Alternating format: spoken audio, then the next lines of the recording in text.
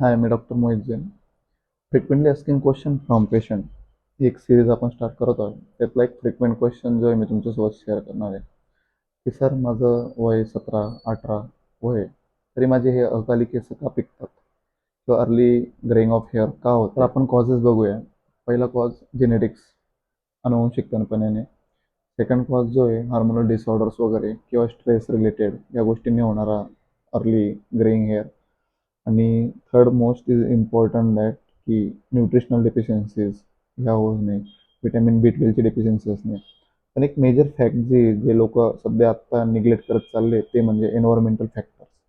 आता तुम्ही म्हणशाल की एन्व्हायरमेंटल फॅक्टर्सने कसं काय अकाली केस होतात. ये क्या बात करता है यार। Exposure radiation from the suns, जे सूर्यापासून जे रेडिएशन येतात किंवा एअर पोल्युटंट, हे लीड्स करतात की फ्री रॅडिकल्स तिथे जनरेट व्हावे.